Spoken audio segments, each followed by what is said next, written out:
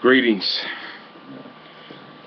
My name is Diallo-Sekou, and what I'm about to do is I'm about to read something from Dr. Chancellor Williams' chapter out of the book called The Destruction of Black Civilization.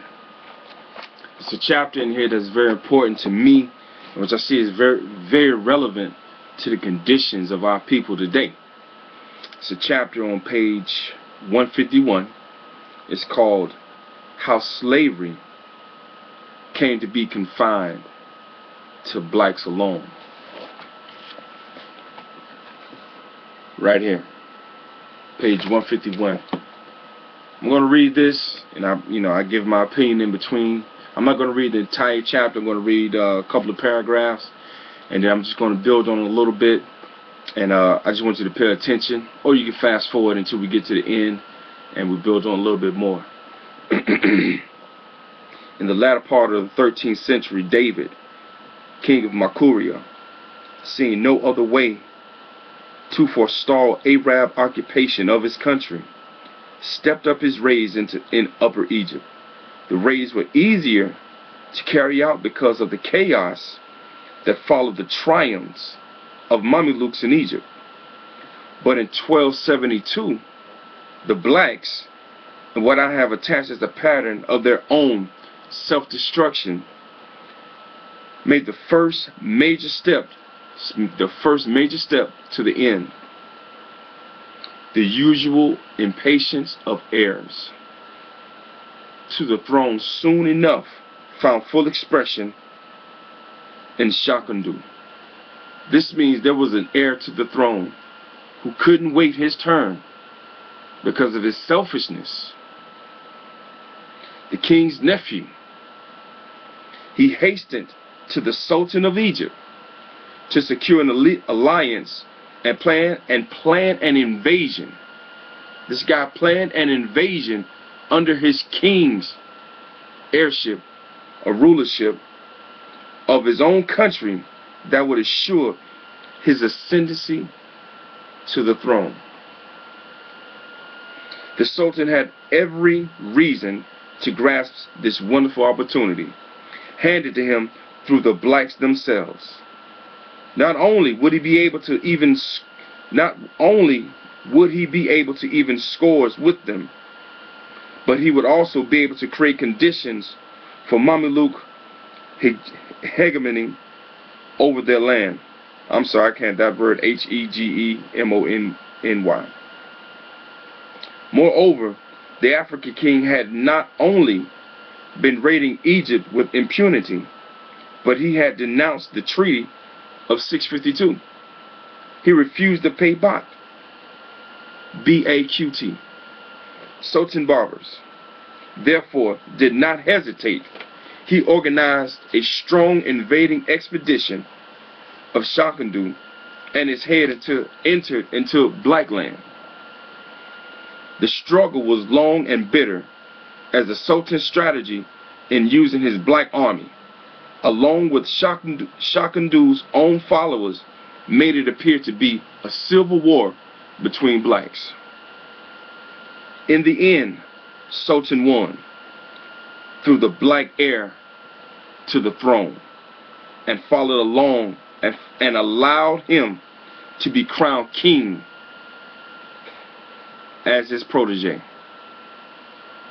So what you just heard is somebody sold out his own family, his own community, destroyed lives so that he can have a seat for himself, for his ego. The dismemberment of the black kingdoms in the Sudan had begun. This one guy started it by selling out his people. Now a rival tribute was exacted and almost doubled without pretense of being an agreement of mutual exchange. The tribute exacted was harsh, and the blacks were promised nothing. The kingdom was then divided into two parts, the Sultan taking the northern region of his personal fief. Muslims' rule now extended over Egypt, and into the Sudan. The pattern was set that was to continue into our times and probably beyond. The Arabs in the northern Sudan, while blacks were pressured into smaller and smaller areas in southern Sudan. And when I come back with Moors Jury, I continue this chapter because this chapter is powerful. It shows you the condition, one of the major issues we have in our community today. This was in the 11th century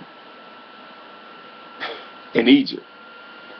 And I read it because I wanted people to hear what the author wrote, how he did his historical information and research and brought it to us in a book called The Destruction of Black Civilization. The Moors Jury in it, whether regardless he called us black or Moors, you understand who you are in this story, who your descendants and your ancestors were in this story, the conditions and the egoism inside of this to sell out our community, even then, to sell out nations. And it's the same thing today. We are exploited financially and politically because we have no unity. We are not unified financially. We don't have a central finance center that Dr. Amos Wilson talks about in his book. What is this book called? The Blueprint of Black Power. This is another book you should have. The Blueprint of Black Power. A moral, political, and economic imperative for the 21st century. See this key word, imperative? That means it's applicable. You can apply what's in this book. Summit of the Moors, January 12th through the 11th, is going up. This is not a vendorship. This is a summit. This is business. This is where we will come and we will put together 25 years worth of information. A 25-year agenda that will propel us in the future, securing economic power. But we have to do it under the pretense of being a family. Okay, the first principle is love. Come with your heart first, family. Peace.